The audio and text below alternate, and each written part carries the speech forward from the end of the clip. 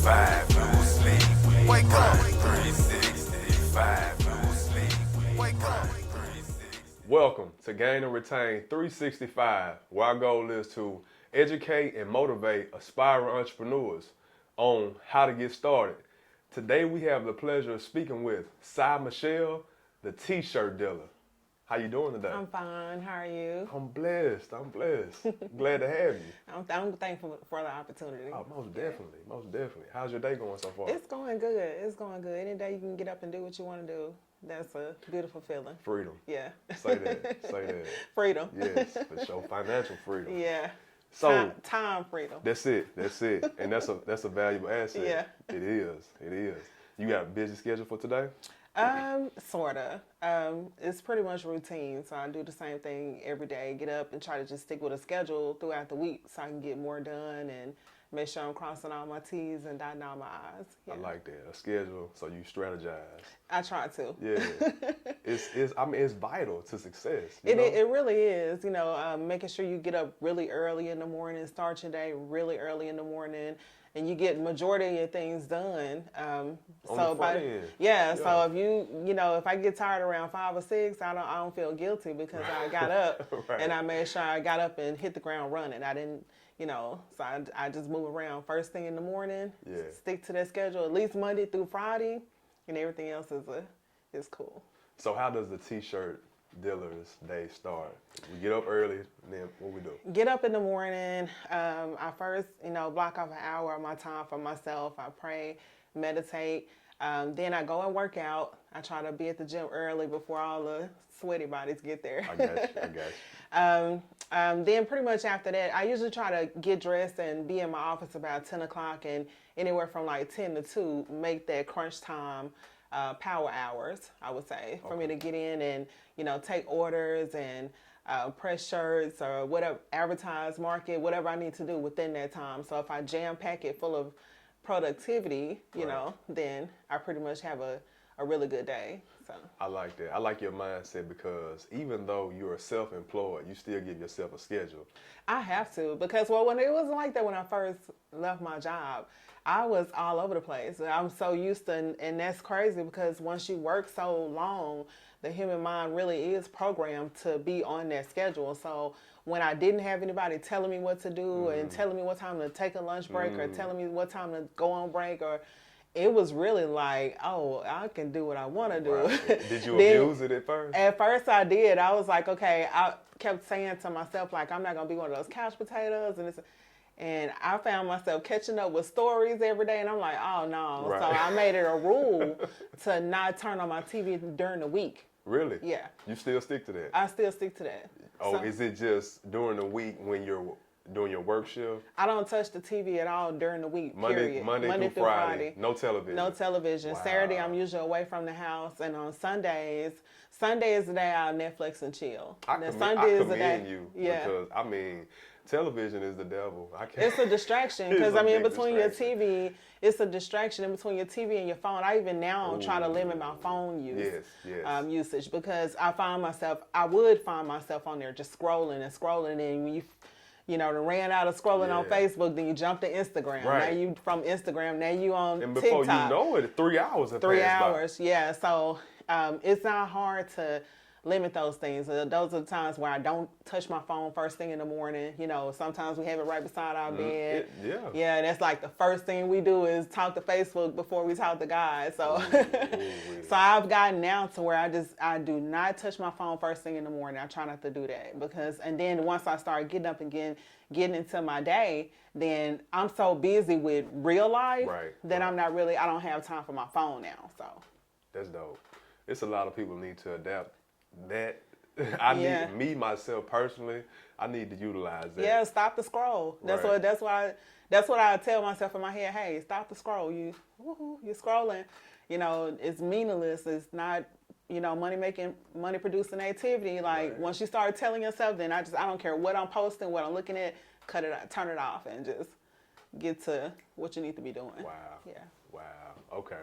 So you may press some shirts, you may do some marketing, some advertisement. Do you do any deliveries yourself? I do. You do? If it's local, then if it's more than one shirt, then I come see you. Okay. You know? But if you close, then it's no problem, or or someone want to come and meet me for a shirt. Sometimes people have like an event for the weekend, and it makes no sense to mail it. Little Rock is small, right. so it's one circle. Okay. So yeah, sometimes I do deliveries. But I know, like, around Christmas time and stuff, I don't want to get caught up in that. I really want to get caught up in, everybody order from the website instead of my inbox, But it's so easy because they always want the shirt, and I'm like, boom, here you go, Right. So, yeah. Yeah, it's convenient. Yeah. Okay, so let's rewind. Let's go back. How did the T-shirt dealer get started? I was working with a friend, Eric Green. He's no longer doing shirts at the moment. At first, I just started I knew that I can just design shirts. I knew that I can create things. And my son drew, as well. He liked to draw. He actually designed shoes now. Really? Yeah. And so for a lot of people. But I knew I just had this thing, like it was so easy. And I'm like, that was the weirdest thing for me to be able to look at fonts and know the different fonts and, be caught up into that world. Did you have a background in graphic design? Never. Okay. I always knew how to design flyers, and I can get on these different apps like Canva, Photoshop, what is it? Photoshop. Yeah, Adobe and things like that, and just know what it means, know what different things mean, And so it just came natural. And but anyway, I started just designing shirts. I was like, I'm gonna design a shirt, see if people like it. I'm just gonna, and I went online and I found a website that allowed for you to design the shirt on the site. Okay. And they'll send it to you. Send you the shirt? Yeah, send you the shirt. And so once I did that, and it's called OO Shirts. And once I started doing that, I got a box of shirts and things like that. So that's when I started realizing, like, oh, these shirts, I need to learn the material of the shirts. I don't like these shirts, but everybody was buying them. So after that, I started hanging with Eric. He had stores in the mall. Things like that. He would go and deliver shirts everywhere, schools and things like that. So I just started just tagging along and just seeing the process. And then I eventually started working in his store. And so, at that point, I'm like, okay, I guess I do T-shirts. Right. And he had a location at Park Plaza. Yeah, he had one, Park Plaza, Wolf Chase Mall in Memphis, the outlets, and Park Plaza. So you say he's no longer in it? I don't know what he's doing now. I hadn't talked to him in a while, but I knew that he was moving away, and he was the GOAT in T-shirts. Like, right. Yeah, he can get off for like thousands of shirts, and I'm like, this is easy. Right, this is it, huh? Yeah, and then even to work in the store, and the way people would just come in, especially at the outlets.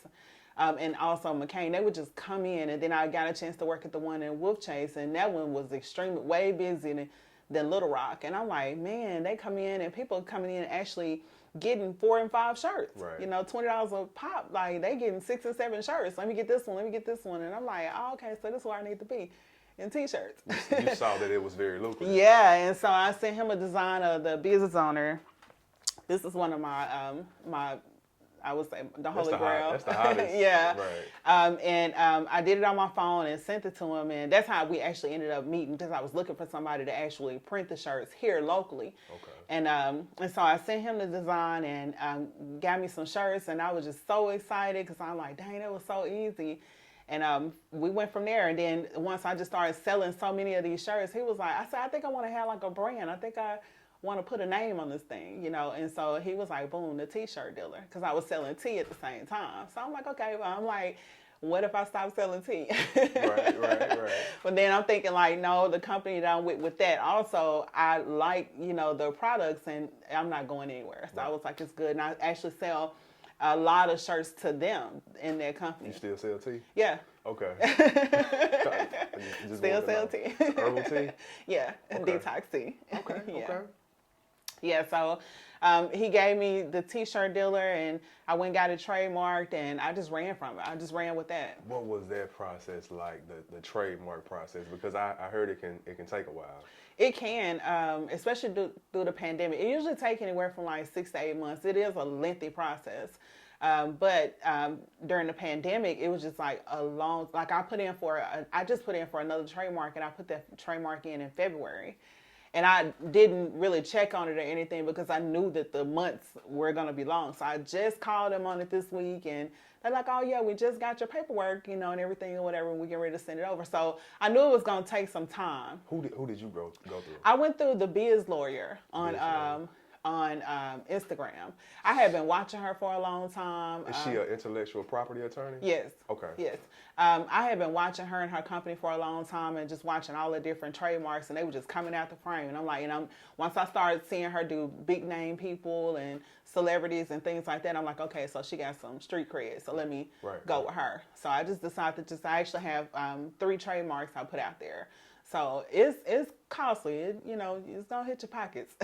So to my understanding, you have to trademark your name, the name, and then if you wanted to trademark the name and a logo that goes with the name, they're separate, right? Yeah. You have to, and it's so many different little parts to it. I didn't even know it because, when we were doing the first process of it, she was asking, are you doing this for T-shirts? Is it for magazines? Is it going to be tablets? Is it going to be shoes? Is it going to be whatever? Yeah. So it has to be very, very detailed. Yeah. And it's like some category. So if it jumps off into a different category, then that may be some different money. Right. Yeah. Some different money. Yeah, like I had one of my trademarks when I put it out there, and I had waited some months for it, and it came back and from the trademark office, and they said that it was kind of a conflict. So they needed it to be more defined. And so in order for them to go back on my behalf, I had to pay another $1,300 for them just to go back and write this up and fight for this trademark, So I'm like, man. So if it's any conflict, then you have to make some adjustments, and you have to go through the process all over again. You not really have to go through the process. They give you anywhere from the trademark attorney, they give you 3 months to let them know. They give you some time. If you want to come back, if you want to, want us to go back, out there about this for you or fight for you. Then you need to let us know within 3 months. But with the trademark office, it's 6 months. So you have 6 months to do whatever you're going to do with this. Or, I think they'll consider it a dead trademark, something that you've had. It's like alive or dead. And at that point, your money went down the drain. Yeah. Oh, no, we're going to fight for it. We have to fight for it. Right. Because you're not ready to spin a grip. Exactly. So it costs, but you got to think about it. A lot of people don't want to go through that process, but I can tell you, it's so many little fires I had to put out about my brand, some of the things that I put out there. And you're like, I created that, and you see somebody else that go and make your design, and you look at it, and it's not your design. Like one little small thing could tell you that that's not yours. And you're constantly fighting about that. And so, especially if it's something hot. So you do want to trademark your stuff, and make sure that, especially if you notice something you're going to, because from the beginning, I didn't do that at first. I didn't trademark from the very beginning because I wanted to make sure that it was something that I was going to use. At least let me, hang out with this thing for like a year. Let me test the water a little bit. Yeah, and after a year, then if I'm still selling this, then it's time for me to go ahead and seal the deal on this. So yeah. So you say you had to put out some fires. Did you have to do some cease and desist with? I definitely did. Yeah, I'll send that out to you real fast. Real fast. Real fast. Hey, what's your email address? Right. I own this. Yeah. And even if it's pending, you still can do that, right? You still can send them your serial number and let them know, hey, this is really business. You are infringing on my trademark exclusivity to this mark, you know, so yeah. Because you have to create awareness and let them know. Yeah. Okay. Yeah, I'm spending money, so we coming for you. And how did they respond to that? Some of them don't respond, or I've had somebody like a lady, actually last week, I hit her with it. Yeah, I hit her with it. She had then redesigned this, but it was a slight difference to the font. Some of the curls, I don't have curls in my, No, you don't. And I could tell by the R or whatever. And I'm like, that's not my shirt. And so one of my friends tagged me because my people be out there on the lookout. She was like, "Si, is this your shirt?" And I'm like, "No." She was like, "I knew it wasn't your shirt because when she put the logo up, she put shirt by somebody else." So I hit them both up like, "Hey, I know y'all don't know, but that's trademark." And the lady was like, "Well, I didn't make this shirt. I'm not selling this shirt." And I'm like, "Okay, well then that's cool, And so I ended up still finding her email address, and how you have the about and the information or whatever. I went sifting. I found their email address, and I just sent them the letter. And so the lady, she just messaged me. She was like, I'm sorry, because she put a business name on the back of it and everything. I'm like, that's cool. I like the concept, but no, that's not what I'm doing. Right. So, but she was just like, I'm sorry. She said, I didn't mean to, make it. I had no clue. The lady, she just asked me to make this one shirt for her, and I'm not going to sell the shirt. So it was, and I just thanked her.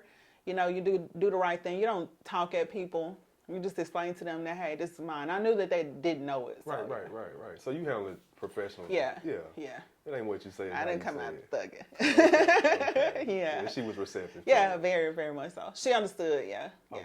So. That's dope. Okay, so you had a chance to work with one of the greats, we'll say. Yeah. One of the GOATs at selling T-shirts, right? So you got that experience. That was good. But you started out, you were just designing this stuff yourself, right? Right. Okay. What pushed you to say, hey, I'm getting ready to start producing my own shirts. I'm finna share it with the world. Because when I came up with this, I had an event center, and on certain Saturdays I would have this event called Side Hustle Saturday. Okay. And so I I really liked from the very first one. I just like just seeing different small business owners putting out all of their cars. And so was it like a pop-up shop type deal? Yeah, it was like a pop-up shop because before pop-up shops was even popular. I was the pop-up shop queen. Say that. Yeah, because people knew that I would have something like that, and they really wanted to be there because the Saturdays or the weekends that I didn't have an actual event, I would call, figure out fillers. That's what I would call a filler. So I'm like, okay, let me do a pop-up and just have people that, sell shoes, may not have a storefront, XYZ may sell purses. She don't have a storefront, but they want to actually be in, face to face with their customers, finally meet their customers. Get some exposure too. Yeah. So I just saw how that would go. They would mingle and network with each other, and I could be walking around the room and just cleaning up and making sure everybody comfortable, and I'm just listening to people like me and you just talking about how long they've been in business, or I had people with food trucks on the outside. Like, I just tried to fill up the space, as many as y'all that can come in here. And so I said, I'm gonna make a shirt. I'm gonna make a shirt for everybody. So I just made the business on a shirt. And from that point on, like day one, as soon as I got that shirt, as soon as I decided to print it up, got a box of those shirts back, and they just went from there. And I only did black. I only sold black for a long time, really? Probably like a year. I didn't even go into colors, whites, none of that. I know. Only sold. Were your consumers, were they requesting other colors? Yeah, okay. Yeah, and I was like, I only have black. And all the reason why I stuck with black, because I feel like black is bold, black is boss, black says you the owner, So I just wanted to just get classy, and I wanted to get that one out there as much as I could, have a lot of people in the black. And that's what I did. So I would see the black out, I'd be out somewhere, or be at an event, I'm like, look at my shirt, or I'd be somewhere, or be watching TV and like, dang, look at my shirt, So the black, I pushed the black forward, and probably after that, that's when I started doing the colors. Okay. So you were getting these printed? Yeah. Okay. And you at this moment, you still print? Do you get them printed, or do you print yourself? Well, I was getting them printed through Eric. And I was going to him like, hey, I need 100 shirts. Hey, I need 300 shirts. Hey, and he was like, get 1,000. I'm like, no. I'm just going to get 100. And he would get so mad because he's like, you're going to be coming to me next week, about some shirts. I'm like, I'm cool. Let me stick with my little one. He see you moving them. Yeah. And he would also tell me, like, that shirt is booming. You need to do, a lot with that. And so, but once, he decided to take a hiatus, I was like, okay, well then let me, figure out how I'm going to print this shirt, because just because you go on break, that don't mean, people don't want to buy the shirt. So I'm like, okay, now I got to figure it out. And that's when we were actually going into the pandemic. So I'm like, dang, how am I going to figure this out? How am I going to find a print person? I don't trust everybody. This is why I need to, the quality. That's when it made me start learning. So I think I know that was the good part about, separating there, because I'm like, now I'm starting to learn the style of the shirt, the types of shirt material, the different companies that sell, that sell wholesale merchandise, starting to learn the different types of print. I didn't even know any of this stuff. I'm like, man, you talking about heat press, you talking about DTG, all this different type of stuff. I'm like, okay, now I'm lost. And that right there, the direct to garment, like sublimation, that's trending right now. It's new, right? It really is, but I'm the one that don't want to do the work. Like, I work, but I don't want to do the work. Like, I think it's the put the wet ink on there or whatever, the machine. That's the machine you slide in. Yeah, right? Yeah. So, but I just want to shortcut it all. Okay. So I found that's when I started doing the heat transfers. And when I ran across heat transfers and figured out what that was, right. It was like the mother lode. Hit the lottery, huh? Yes. Mm-hmm. And so I was like, this right here is going to be so easy, so fast. Mm-hmm. Boom. Found a wholesale site that send your shirts like in a day. A day or two, so I can get my shirts for like within 2 days. I can get my heat transfers within in a couple of days. So I have these ready. So that was easy. So I just stocked up on heat transfers. So if I don't have any other, I have this in black print and I have this in white print. At all times. Yeah, and make sure I'm stocked up on at least the basic colors. Yeah. Okay. So your separation from Eric really caused you to grow. It really did. He taught me. He was seasonal. That's what I had to. Sometimes God does things is only for a season. Mm-hmm. You think that this is supposed to be how it is, but it was only just for them, and it really was. I met him, worked with him, and boom, that was it. Right.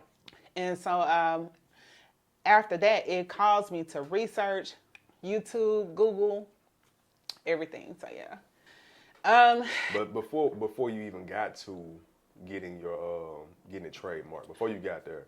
Well, as far as at first I wasn't. I was just printing shirts. Right. I understand. You wanted to see how it was going to do. Yeah. And then that's when I really, I did my LLC papers. You get your tax ID paper, tax ID done, which is through IRS. And the reason I wanted you to speak on that because it's a lot of people that sell T-shirts, right?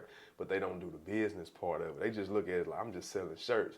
But it's a business. Yeah, and all of these, and all the different ways that you are actually making money now, even, now with Cash App. Like, mm-hmm. They like, hey, you need to account for this. So taking sales tax on your shirts and things like that. Just making sure that you do business license or you do, your tax ID papers or you do your LLC papers. Just fill out those because it's real simple. It costs you less than it would if you, got jammed up and didn't take care of your business. Right. Yeah. So once I got all of that paperwork out the way, that's when I felt more free to do my business because I knew I was, hustling a little bit. Right.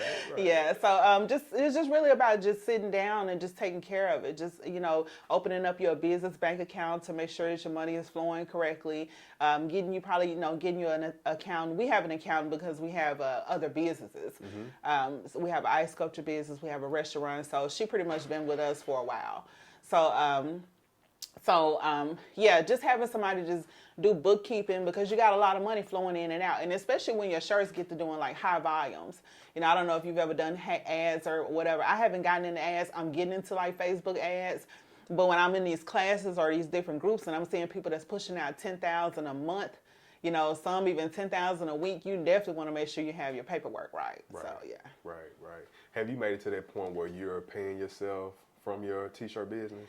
I pay myself a little bit from everywhere. Okay. Yeah, because it pretty much pays us. It's making a shirt. You can make a shirt less than $5 now.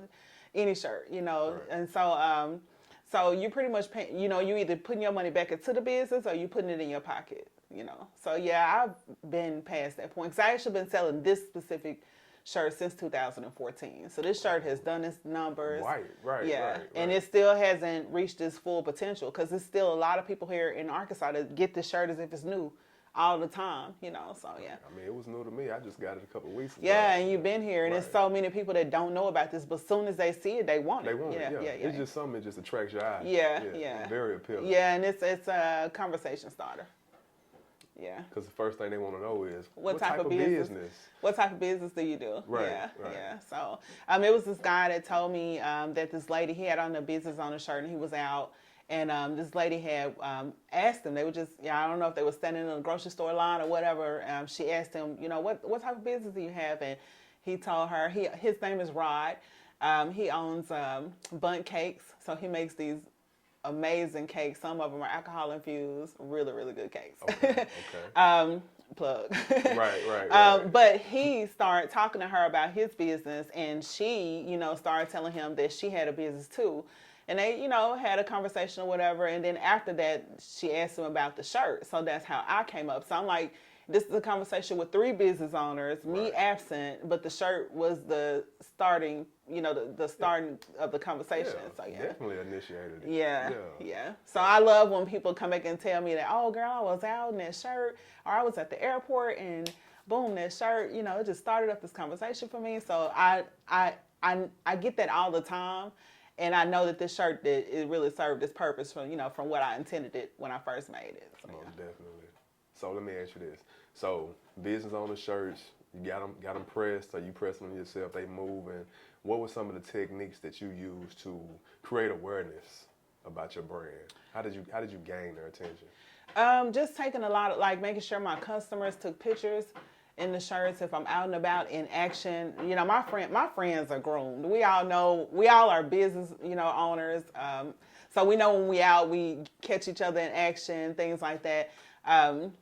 Just a lot of advertisement on social media, making sure really just the pictures. That's really the main thing. Taking a lot of pictures, and each time I post a picture, it gets a bounce back from that, or somebody tag me in a picture or things like that. So just social media, word of mouth, vendor shows, pop-up shops, things that I can actually be a part of, things like that. I'm willing to travel. I'll go to Dallas or I'll go to Memphis and set up somewhere because they close, so get your vendor spot somewhere. I wish I could have gotten a fair. Right. Wow. So if you look at different things, something that's going to have high traffic, set your stuff out and set it up, and you put yourself around that. So it really, this shirt, it just does its own thing. And that's the good thing, because I'm I have other shirts, y'all. Right. And those shirts do not move like my business. But the other shirts move. The other shirts move. I have hats, shirts, jackets on my site. My website is the TeaShirtDealer.com.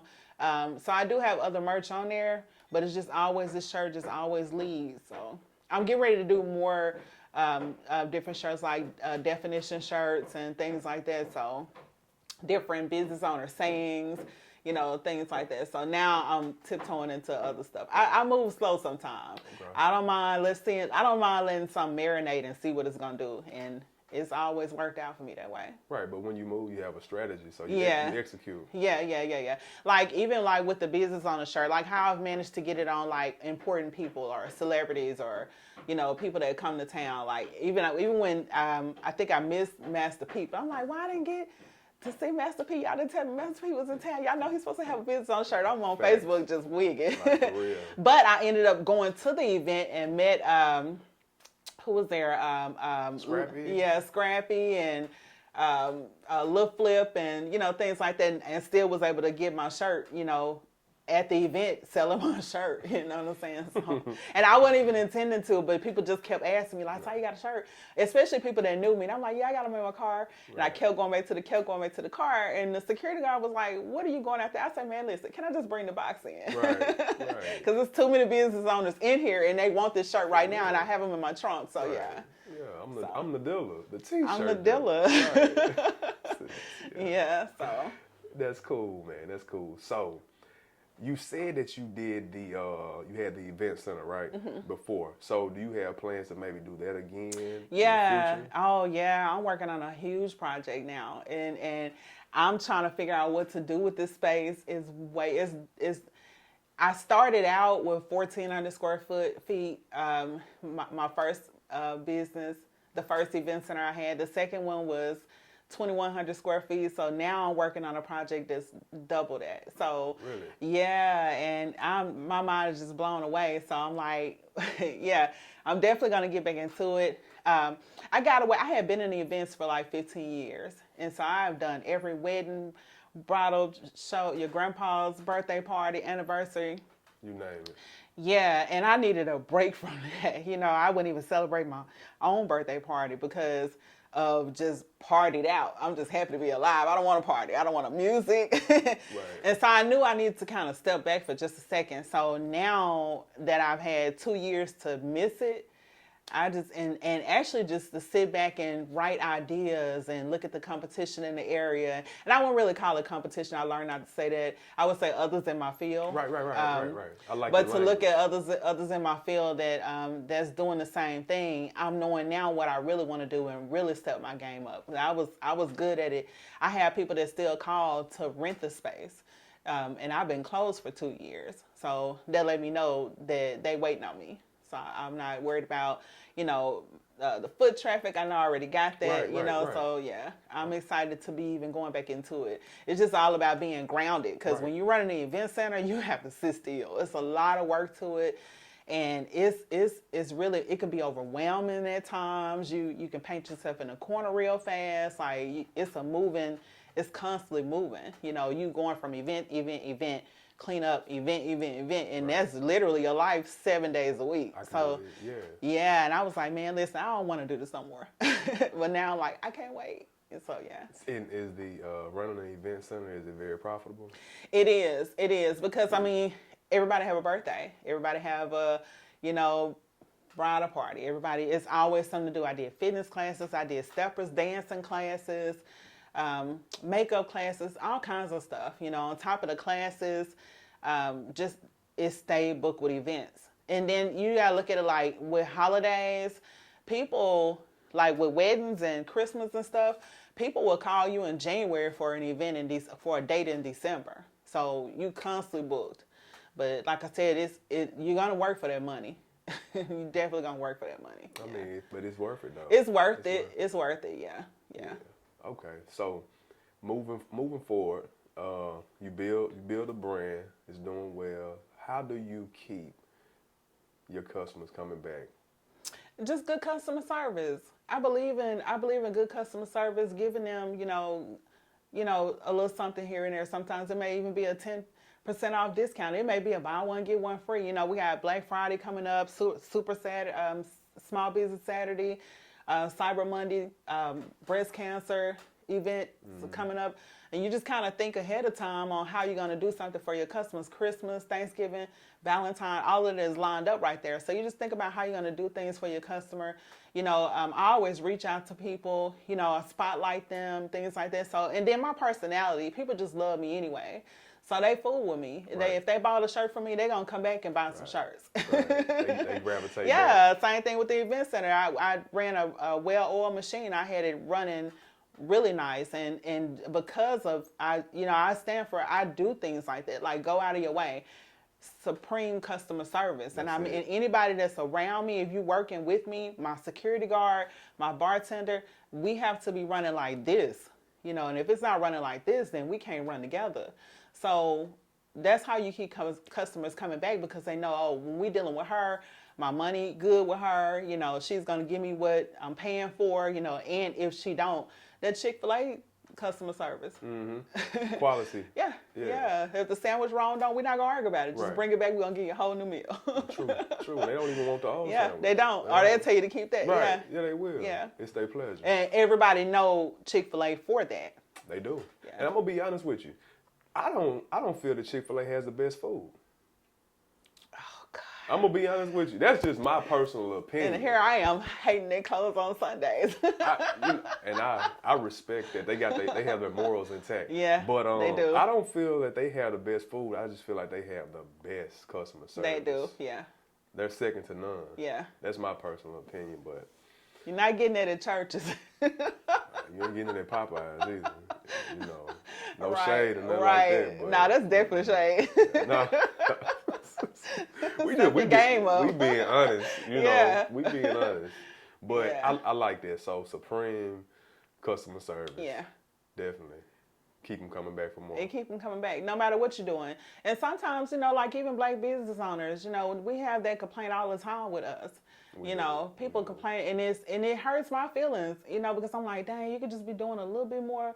Like you were excited to have a food truck when you first got it, kept it clean and whatever. Right. You done been in it and thugging it out for about 3-4 years. Now you don't even care. You just throwing food out the window or got an attitude with your customers. Mm-hmm. And we got to learn how to kind of clean that up. You know what I'm saying? Be excellent at what we do, you know, and know that you represent your brand. So whether if you do it good or not, you making yourself and you represent your brand and you making your brand look bad. So one bad customer or one bad review, that's one thing I really was always afraid of. I'm like, I don't want no bad reviews on Google, on my, don't comment bad reviews on my page. How important are reviews to you? Reviews are very important because I look at reviews. I'm gonna review everything. I don't care if I'm buying some shoes offline. I'm gonna review the how did this run?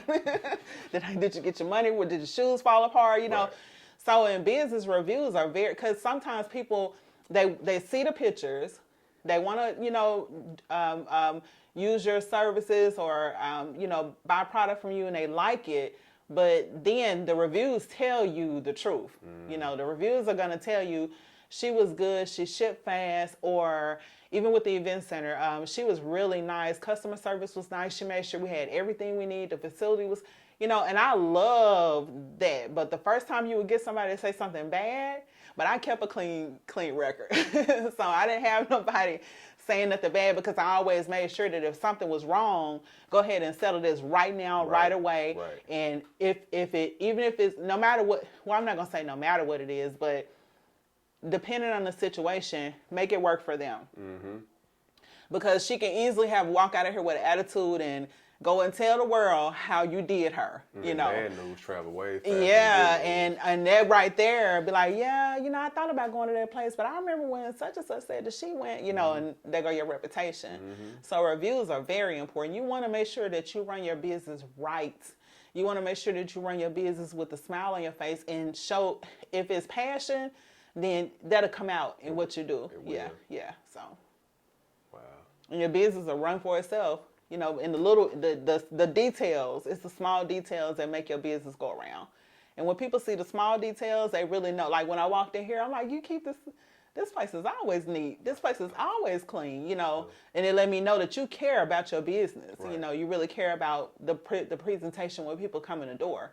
And that's what I mean. You know, I feel comfortable here. So that's what we all need to do, is not just black business owners, but small business owners, you know, because how are you going to grow if you can't manage little? How's God going to bless you with something big if you have assing this, you know? So that's how I look at things. Like, I want big, but I'm complaining about doing this, you know? The little things. Yeah. Or I want big, something that require me to stay open for, you know, or be here for 20 hours. But I'm complaining now, and I don't want to work 10 hours, you know? Exactly. You know, so you have to really think about that and know what you want to do and know that that's something is really in your heart and it's a passion. Because sometimes you can't lose passion for your passion. And that's what was happening to me. With the event center? Yeah. And I knew that I liked events, you know, and I love events. I love doing it. It's my passion. I could put an event together in my sleep. I literally would do that. That's what made me actually go get a place. Because I'm like, I can get up in the morning. I could dream about something and wake up in the morning, write this event out, spend one day writing it out. Boom. Next week, put a date on it. Hey, in 30 days, I got an event. Wow. So I was hosting more events than I was, you know, renting it out. Yeah. Okay. So in between my events and their events, it kept me busy. So, yeah. So this time when you reapproach it, have you already established how you're going to maintain balance? Yes. I'm gonna have some workers this time. Okay. Yeah, I'm gonna have some workers this time. I really want to kind of deal with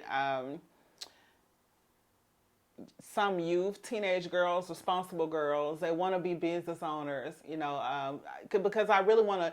At some point, I want to teach business to young entrepreneurs. I got you. Because you have them, you know, you have them in your house. You have kids that are business owners at your house. Like I said, you have your kids, you know, around so much. I see you with your children, and you know, they work in the business just like you and your wife, you know. And I'm like, that's it. That's what it is. That's the family dynamic. That's what every family should want to do. If it's you and your wife grinding, get those kids off those games and get them off their social media and say, hey, come on out here. even if you don't want to do it, you get ready to do this, right. you know. And you're going to learn this business. And you're going to learn this business. One day it's going to be yours. Right. And so, you know, like even with one of my sons, when I realized he knew how to draw, and I started seeing him drawing different things, and then he's in the military.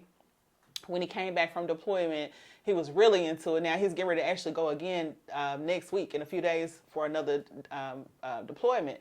And so, but since the time he's been home, he has been just getting down on these shoes, these all white Nike shoes, and putting, you know, teams on there, your football teams, your logos and everything. So I'm like, he got a little bit of me in him.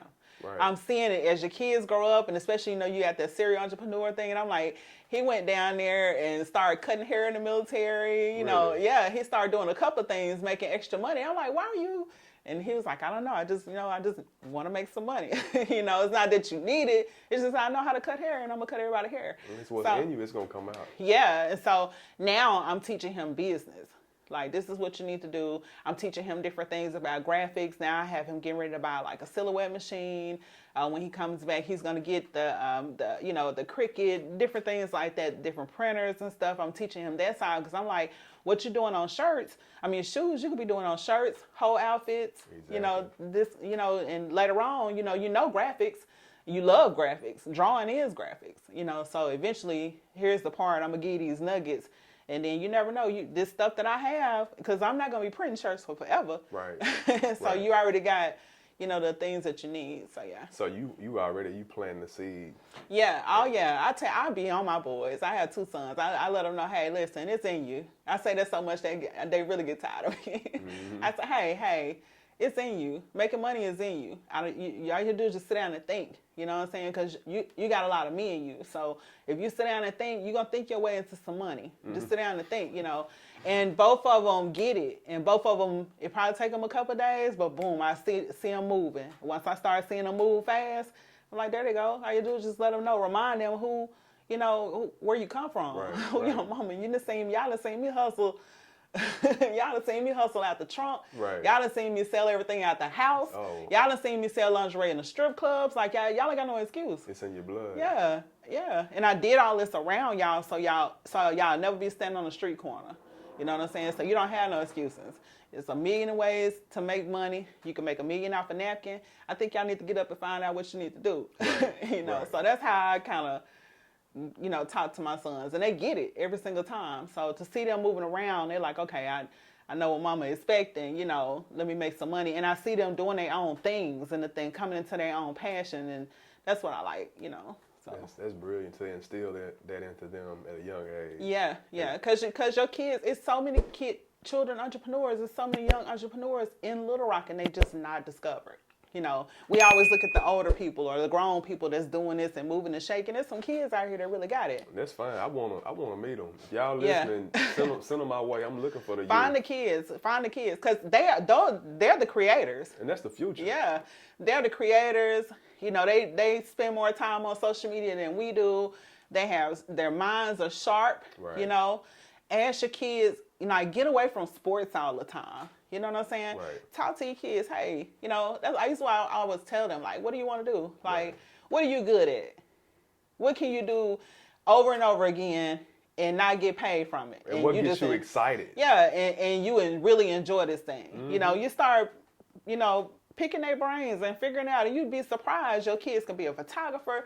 Your kids can be, you know, you just never know. Start talking to your kids about business or being entrepreneurs, because the first thing we want them to do is graduate, go get a job. That ain't it. And you didn't miss really a whole gap of life by sending them from school to work. Right. You know, when from in high school, you need to be talking to them about their real passions, because I think if you do that, then it'll start, you probably will birth a real millionaire if you start pushing them towards their real goals and not making them feel like they stuck. You know, because you go from job to job to job. I know I had 1,000 jobs. I don't even know where all I worked. I just knew that I never could get settled. It's like, this ain't for me. It wasn't for you. Next, you know, and that was my life. Like, I didn't care about having a bad track record with work. I just was like, let me try it out. Job history, this ain't working. Let me try it out. Long. Yeah. I didn't care. Right. You know what I'm saying? Because I just knew none of this was for me. And so once I started finding myself, then I started becoming more happy, more, at peace in your spirit, because now I can move when I want to move. I know what this thing requires for me to build it. I can sleep all day if I want to. You know what I'm saying? No one's telling me what to do. Now I'm at work. So that's how I see it. Time freedom. Right. You can have money all day. Nothing beats time freedom. Yeah. Right. It's very valuable. Yeah. Very valuable. Yeah, because you want to move in. Everybody should want to be able to call the shots in their own life. You should it's not, you should want to be a boss in your own life. I tell me what to do. I tell me to get up. I tell my money where to go. I tell myself to get up and go do this and take care of this business. Right. If you do a little bit of something every single day, you're going to have what you need. You're going to start seeing this thing come to life. Right. A little bit every single day. And even if you don't have the money, do the things that are free towards whatever that goal is or whatever that dream is. Do whatever it is that's free. Go ahead on and knock that out, like tax ID number, things like that. Do the little things that's free, because once you start doing those little things, then God gonna start slinging these doors open while you walking down the hallway. That's how I feel. Right. And I always end up where I need to be. Right. Yeah. That's it. Yeah, but to those that are listening who are tied down to a 9 to 5, there's nothing wrong with a 9 to 5. But not saying quit your job. Right. Not saying quit your job, but when you leave your 9 to 5, go home and from 6 to 10 work on your own business. Try to bring your own vision to life, because we can't continue to work for others and keep making them rich. To midnight. You need to be burning the midnight oil. What you mean? Don't go no sleep. Right. No sleep. No sleep until you bail yourself out. Right. Because like you said, don't quit your job. You know what I'm saying? I knew when it was time for me to quit my job. But until you know you have this goal and you want to get to something, like even this barbershop, it was a goal, you know what I mean? But you got to work yourself to it and don't get tired, But you ain't got no time for no sleep. You ain't got no time for all of that. What you sleeping for? Right. You know what I'm saying? Go on, take your little nap, shake that off, get back up, and go on and go ahead and get back at that thing, because you don't want to waste no time. Right. Your dream or your vision gonna come as quick or as slow as you want it to come. That's how I always see stuff. This thing, I always look at it like this thing can go as fast as slow as I want it to go. You're right. It's up to you. Yeah. Definitely. So like you said, when you get off work, you need to be, if you work 9 to 5, you need to go home, get yourself together, relax for a good hot, minute. Go ahead on and get back 6 to 10, 6 to 3, 6 to 2. Get back at it. Yeah. Get you 4 hours to do you just fine. Right. It don't require chill on much. a Sunday, Right. Chill on a Sunday. Yeah, take you one day out. Yeah. At least one and day. delete distractions. You know what I'm saying? Delete distractions. That's the main thing. So many distractions. Yeah, like TV, your phone, that's a distraction when you could be printing shirts. Right. And not just like the media. It could be certain family and friends. It could be a distraction, because all those conversations are not important conversations. Or hanging out. Yeah, can be a distraction. You gotta always go somewhere on the weekend. Right. And sometimes you gotta eliminate certain things if you want to make it to the next level.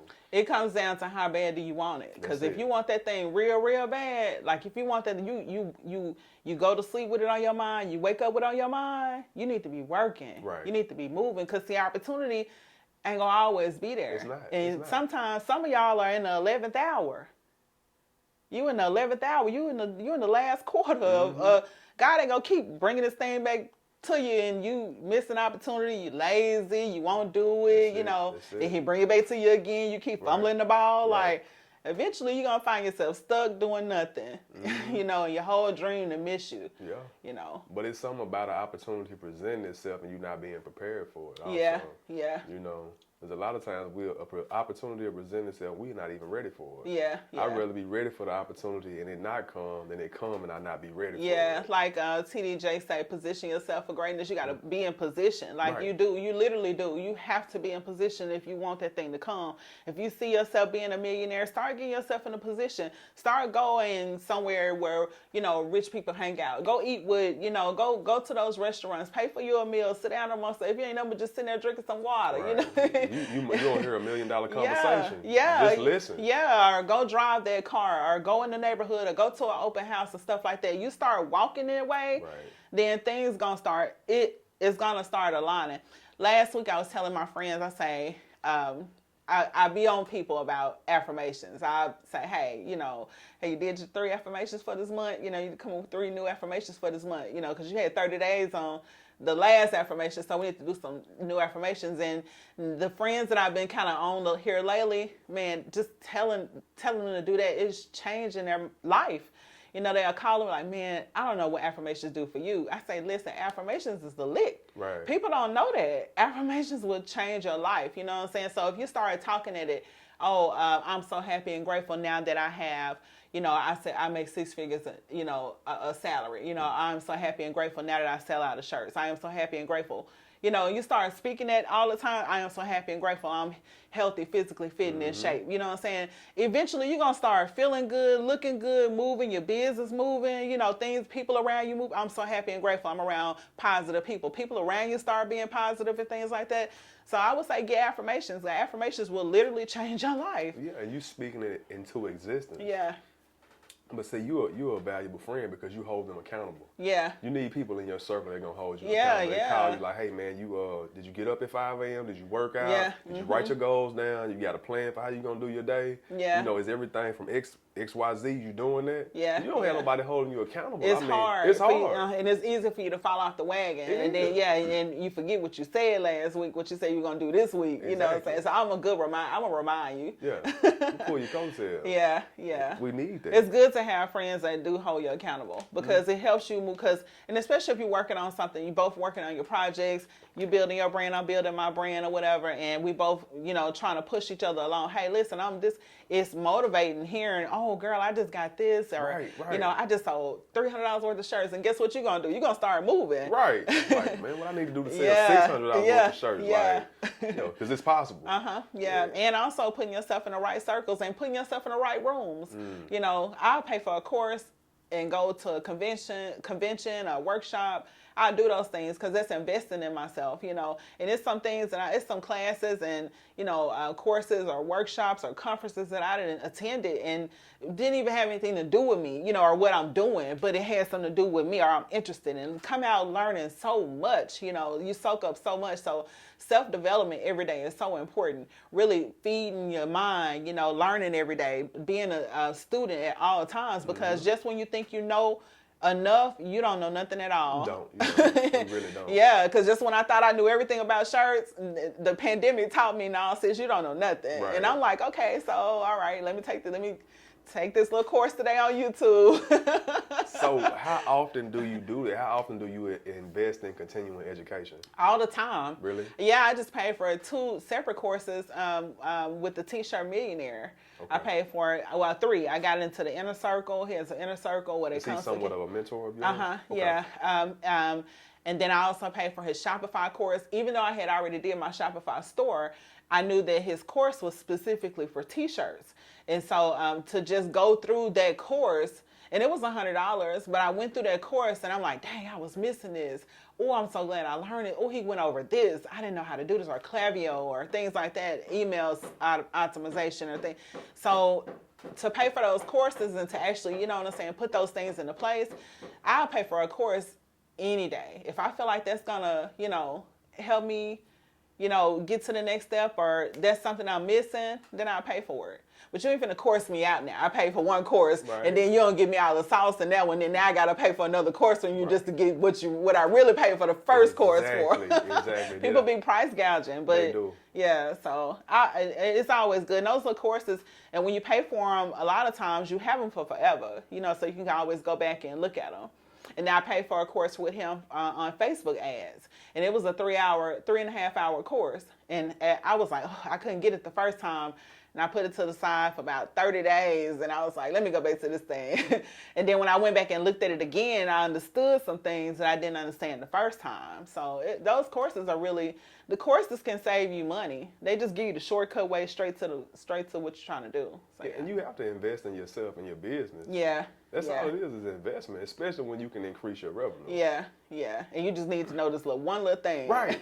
It could be the smallest thing, and it could increase it by $25,000. Yeah. And then on top of that, you really learning from people that just went through that. Whatever it is that you're trying to do, they just went through it, so now I'm finna do a course. Right, I'm gonna share it. Yeah. And this may be something that you can't find on YouTube. Right. Yeah. So. Okay, so I know you mentioned the T-shirt millionaire. The T-shirt millionaire. Okay, so besides him, are there any other mentors that you have that you look to kind of follow their path? I'm a thug. Sorry, I'm just being honest. I listen to people like on a day-to-day basis. I love Rick Ross. Okay. I listen to his motivation every day. I listen to Master P, Jay-Z, Jeezy. Those guys, they own different type of money, you know. Right. That's why I like listening. They talking numbers. Right. They talking numbers that your brain can't even calculate numbers. Right. These are numbers that our black brothers have really been able to live or experience, you know, billions and millions. I listen to millionaires, but I love listening to billionaires because it's something about billionaires for me that they just give it to you just plain cut and dry. They just, you know, they're not trying to take you through all of this. They like, hey, I've been living in money all this time. Here's the answer. Right. Here's the key. And they just hand it over to you. So I like listening to people like those guys, and you know, they just keep it real. You know, I can listen. People come in my house and I may have Rick Ross on TV and they turn around and start paying attention because this guy talking about investments. Right. You know, he's talking about how to move a bag, you know, motivating you to get up off your butt and work. You know, it ain't no days off. It's, you know, things like that. And Master P especially, you know, even with him, he allow for you to send, you know, things to him and he review it. So I like listening to those guys because they know what they're talking about. You know, you seeing them, they moving real money. Right. You know, so if that's what you're trying to get to, you pay attention to the GOATs. Yeah, and man, P definitely, not to discredit anybody else you name, but P, man, he his hands everywhere, man. It is. Food, clothes, movies. He's a smart businessman. Oh, he is, man. He's a very, very smart businessman. He's one of those ones that you do want to listen to because he's so simple. His system and his way of getting there is so simple. You know, you'll think it's hard, you know, making some noodles, putting them in the grocery store. You know what? By the time P get through, everything in the grocery store gonna have his name. He gonna be selling rice. He already selling cereal. But you know, he was genius to do noodles because you know black people love noodles. Yeah, so yeah. Why not sell noodles to my cakes, people? Betty Crocker's. He doing a lot. Yeah, Chips. yeah. So you know, when you're looking at stuff like that, hey, listen, $1.69 add up. You know, the wrap chips, I done bought them 100 times for my grandson. You know, $1.69 add up. You've got a lot of people and you're moving a lot of weight, you know. So it's the small numbers sometimes, you know. That's how I knew. I'm like, okay, $20. My shirt's $20. Hey, I $20 you to death. It's gonna add up. Yeah. It's gonna add up. $20 has always been my friend. Right. Yeah. Who is that? That's Jackson, ain't it? Yeah. You got no problem with him. Yeah. So check this out, Si. Are any of your shirts in stores or is everything online? Everything is online, on hand and online. On hand and online. Yeah. Okay. Yeah. Are you looking to maybe y'all check them out? These are, well, I have the sweatshirts right now, but they come in the black, the white. I have pink, and I also have the red, and I just did khaki. That's nice. Yeah. So I have different colors. I'll be getting into yellows and purples and things like that, and greens. But yeah, so I just make sure I keep the basic color business on the shirt. Okay, I'm curious. Are you looking to maybe get in the stores eventually, or I don't know. I don't know because I'm so spread it in other places. But I wouldn't say no to it. Okay. I definitely wouldn't say no to it. I would love for that to move fast like that. I got you. Because in stores it definitely will move fast, especially if it's a good store and it had You get a lot of foot traffic. Yeah. Mm-hmm. Okay. Now you're located here in Arkansas. Do you get a lot of support from our surrounding states or other states in the country? Yeah, I know a lot of people. Because I traveled a lot, and also, like I said from the beginning, I'm in a network marketing company, and with them, they know me. A lot of them know me from T-shirts because I'm the one where they have an event with 600 to 1,000 people, and here come that girl with that little wagon coming through here with these shirts in a wagon and a bag, and I'm in the corner in the lobby selling shirts. So I done made myself, you know, pretty much, and then the shirt has ended up on so many people because that when we do those conventions or we come together with that business, these people are literally from all over the world. I'm talking about all over the world, from Africa to London. So I'm selling shirts to all these different people. Oh, so the business owner is universal. Yeah. Okay. And the CEO, he used to look at me funny, like, I know she's not at my event selling shirts in the lobby. Yes, I am. And I started getting real friendly with him. I'm like, hey, come here, what size shirt you wearing? Let me put you in one. Let me give you all colors. You deserve all colors, and get him on out his way. Right. And get him on up the road, and go back to doing my thing. And he never say nothing to me. And every single time I come to these events, because we do one every 3 months in the year, so we may travel to different states and things like that. The last one was in Dallas. The before that was Houston, though. So Indiana, places like that, Vegas. So he know when he see me, I'm gonna have everybody that know me that I have shirts. And it was one event that I didn't have shirts, and because that was like one. I don't even know why I didn't take shirts. I had no clue, but that was the event. It was popping, and everybody asked me. I could not walk 2 feet without people saying that you had. Why is it always like that? When you don't have your product, everybody wants. Yeah, they was like, you ain't bring no shirts, huh?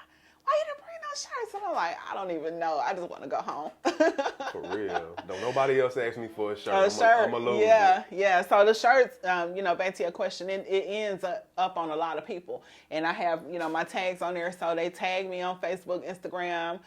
Before you know it, I'm getting tagged 3 and 4 times a day, from people that just now finally wearing the shirt or, whatever. So, yeah. So. Cool. So, besides the event space, what things do you have coming in the future as far as a T-shirt dealer? What does a T-shirt dealer have coming up? I want to do an ebook. I don't want to. I thought about doing like a hard copy, but I want to do an ebook so I can just continue to just sell.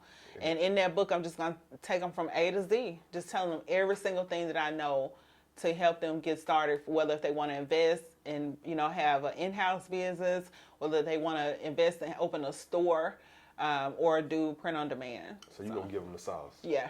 Okay. I'm looking forward to that. Yeah. Most definitely. Yeah, I can't keep it on my brain. Go and get it out. Give it away. Yeah. Give it away. So what type of advice or encouraging words would you give those listening that may want to get into this field or want to just be a business owner in general? If you want to be an entrepreneur, what would you tell them? I would say, first figure out what it is that you want to do. Like I say all the time, make sure it's your passion. And what I mean by passion, when my dad had knee surgery, he does ice sculptures. He cut ice. And they ended up starting on the wrong knee. So he was down more than he expected. He was thinking that he was going to go in with one, and come on out. But he was down longer than he expected. And he called me one day and he was like, hey, listen, I got to get out of this house. I need you to take me to the studio. And I'm like, you don't have any ice sculptures booked, And he just was like, I need to go to the studio. And he was so grumpy, he was upset about that, and I understand that. And so I took him over there and got him in there. And when he got in there and got around his stuff and, just to be in the room with his things and his ice and to, cut, I looked at my dad, and from that moment, I told myself, I said, that's passion. Yeah, it's the morale change. Yeah, so, and even if you're not getting paid from it. So I would say just what is that thing? Because God give us all something. Mm-hmm. I don't care if it's singing or whatever. God give us something. Whatever that is that you love to do, figure out how you can profit from it, and don't be afraid to be an entrepreneur. Sometimes people think this, it's nothing to be afraid of. Step out there on faith, be willing to take L's, you know what I'm saying? Your L's are your lessons, really. Right. If without L's, you're not going to make it far, So I would say, be willing to accept your L's, and that's the difference, accept that I failed or accept that this didn't work. And know that it's going to be tough, you know what I'm saying? Because me being a full-time entrepreneur, it's been some days that I had to say, what the news is, but I was okay with that, because I knew I knew stepping out on faith like that, God, I knew God was going to sustain me, right. And he has. And I've been out of, the working world for 4 years. I've been an entrepreneur for 4 years, full. And it's been a journey, and it's been some days, and I've cried, and I've fought, and I've even had to go and get a part-time job here and there sometimes, but it's still, that thing that you want to do is still in there. Mm-hmm. So I would say just follow your dreams. Follow your dreams. Don't let anybody talk you out of it, especially if it's somebody that don't have their own thing going on. You know, they may be a good person to confide in and y'all talk all the time, but sometimes, you know, you could talk yourself into a good idea and talk yourself out of it in the same breath. Hey, if you want to kill a big dream, tell it to a small-minded person. Yeah. So I would just say, just, you know, follow your dreams and know you only got one life and go ahead and do it and stop saying tomorrow I'm going to get to it or next year I'm going to open this. No, next year I'm going to start driving trucks. Now, if you could go ahead and start driving trucks or doing whatever it is or cutting hair, go ahead and start making your steps towards that now. Right. You know, so you can, you know, get to where you want to be because life is, I believe that you're supposed to live in abundance, not bondage. And for me, my job felt like bondage. I like that. So God telling me abundance and he telling me to ask all things and think big and ask him for anything. I'm asking you for a building. Right. Man, come on now. I like you know, stop thinking small with yourself and stop calling yourself a small business owner. You know what I'm saying? Just say I'm a business owner, right, you know? Right. Yeah, I'm a business owner. Yeah. Because you're speaking out, you know, that's still an affirmation. You know what I'm saying? You're going to remain a small business owner, right. you know? There's power in the words. Yeah. It is. Man, we live in abundance. Don't live in bondage. Yeah. And a lot of people are so depressed. Right. You know, they get up and go to their job. They are so depressed. The job is a means to an end, of course, you know, and a lot of people like their job. But I just got to where I just didn't. I'm like, I can't do it. This is not what I'm supposed to be doing in my life. I know this ain't what you got for me. Right.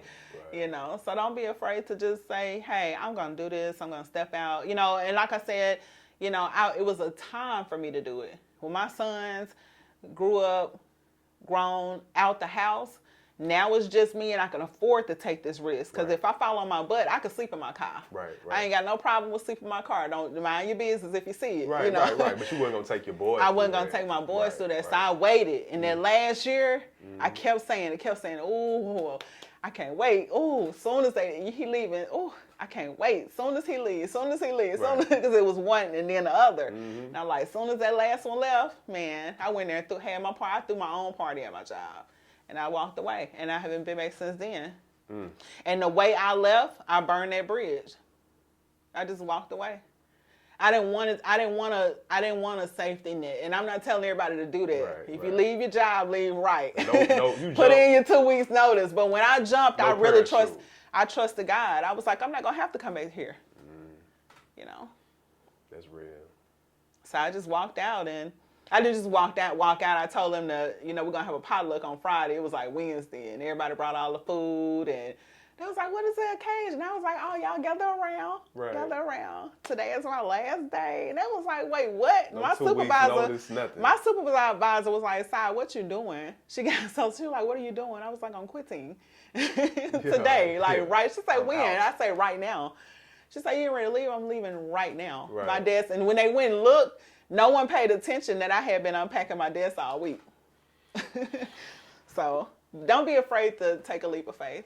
That's what it's called, a leap. Yes. And it's called faith. And you got to have unwavering faith. You got to have that crazy faith. You got to have that type of faith where you know you telling God what he going to do.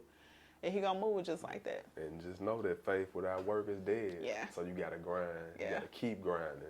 Yeah. 365. You got to gain and retain. Facts. Facts. So tell them how they can reach you. How can they reach the T-shirt dealer? On all social media platforms, the T-shirt dealer, and the T is spelled T-E-A, like drinking tea. Like, so not T-shirt, but T-E-A. So it's TheT-shirtDealer.com on Facebook, Instagram, Pinterest, and TikTok. I just got into TikTok. It's trending. It's trending. Like, yeah.